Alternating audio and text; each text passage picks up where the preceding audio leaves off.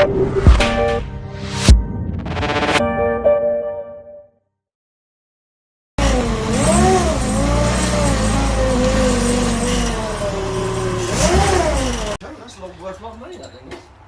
we're you right, mate? Yeah, actually. Getting all the airflow through there, aren't we now? Off comes the bumper. Right, so here we are. This is Stefan's 205 Supercharged. Stefan and his friend, who's disappeared, I can't see. Yeah, conveniently, they've come over to actually do the job, really, because I am incapacitated. So I'm going to be sat in the driver's seat, and Stefan is going to be doing all his driving. So we've sold Stefan a Maxxecu Race, which he has fitted himself, and done a very fine job of it, if I don't say so myself. That said, we'll see if anything melts off by the end of the day, mate, shall we? Yeah. But give us a quick, brief description of what the engine is, mate, and what you've done. How long you've had it? So I've owned it 11 years. I brought two originally for 500 quid. This was one of them. Sold the other one because it was worthless at the time. Neither did I know how much they were going to be worth now. GTI 6 engine went straight in it. Previously owning a 205, I knew my mistakes. I literally hate the 8-valve engine. It is a paperweight as far as I'm concerned. And then it just ran standard GTI 6 for probably 2 years. Then I bid on a mini supercharger one late night. It was brand new and I won it. It turned up and you think, oh, I'll do something with it. So then that went on for a few years and it ran on OMEX absolutely fine. And then the little kid inside of me wanted, let's go bigger. So M90 came from America off a Mustang. So now the engine is stroked, it's 2.1. It's not forged, it's got a forged crank. Hopefully that might save a few rods ejecting itself, but we'll find out by the end of the day. Inlet manifold's just a standard one, cut down, throttle body's rotated. Porsche Ford throttle body, electronic on there, and it's not anything special, it's just all homebrew and it seems to work. So you've built all of it yourself and it's been going for a good few years now? Yeah, I mean, I owe credit to, James King, obviously he's welded the inlet manifold and all the alley stuff, and yeah, he's a good boy, isn't he? And that, so Jake sort of built the engine with me. So where's Jake? He's just there. He is. Look, he's hiding over there. Hi, Jake. He's a big boy. He's quite long, that one.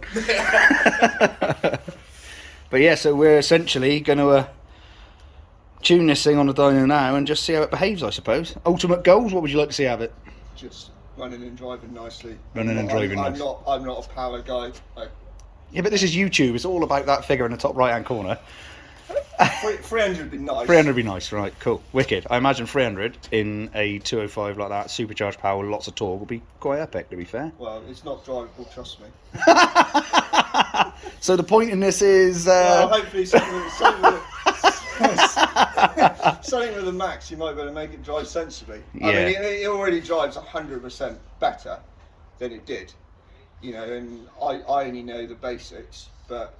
So you've got all this running all by yourself as well, haven't you? So that's like another testament to Max, really. It's, I mean, I've just sat in front of the telly and plotted a bit and tested a bit and trial and error, and here we are, sort of thing. And your missus is very happy, no doubt, as well. Well, over the moon, mate. So tell us quick thing about the oil pressure. How was that? Just to embarrass you, we've had an oil pressure issue, haven't you? And that's resolved now. Got it running on the Max. And luckily with the Max you can put in protocols to shut the engine down, and so if you get any oil pressure problems. So anyway, had it running, I went inside the garage, I come back out, car stopped running, thinking, oh, maybe it's just stalled, maybe it's run rich and stalled. Look at the tablet, oil pressure fault flashing away, look at the log, because again, it logs all the time, another brilliant thing about it, and no oil pressure. So I owe the Max already, because I'm sure if it wasn't for that, I'd be building the engine again. Yeah, another thumbs up for Max. So then we bought aftermarket oil pump. We was warned about them, but we thought internet's internet, don't believe too much. Put it in, and we had 11 bar of oil pressure at idle. So within seconds, me and Jake were scooping lovely 1060 off the driveway, all of about 5 litres as it pushed the oil filter off. So then we got another oil pump, and then we had 2 bar at idle.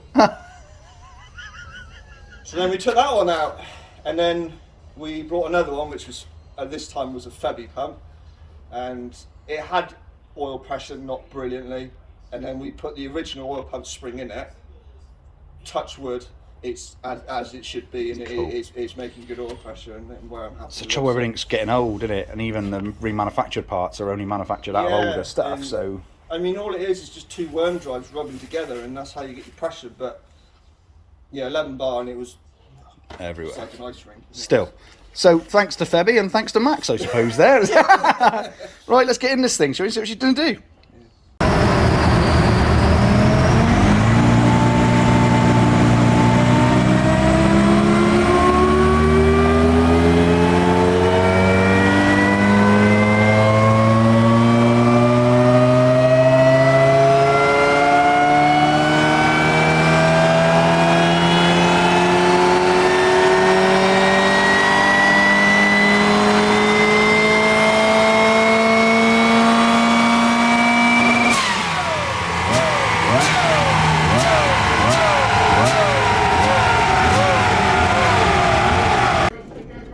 So far, so good, eh?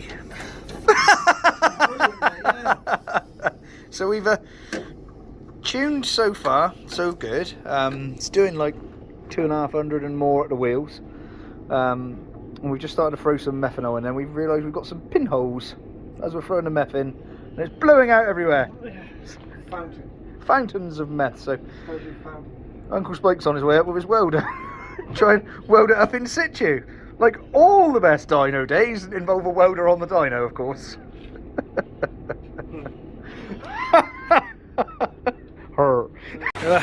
One hole welded up.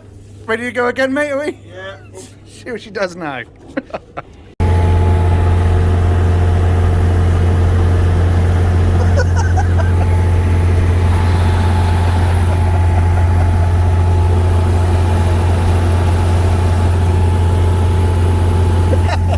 We go then. She's just about done. We've had a few little bits and pieces we've got to do and deal with. We ended up with best part 270 horse at the wheels. We sort of, the methanol isn't doing what we were hoping, but we think we've got to change the jet size, don't we? So you're going to come back with a party pulley. I'm just going to put the pipe straight in the inlet. We just get rid of the jets altogether. Yeah, you need that. So we're going to rejet the methanol next time he comes down. We tried moving the jet around, haven't we? And but yeah, next time, pulley or no pulley? I'll come down with the pulley on. Come down with the pulley on. Oh, I'm excited. Pulley loaded. Yeah. Right. All right then. That's job done. So another little weapon to hit the road. You coming to Coombe? Yeah. Yeah. That's what we like to hear.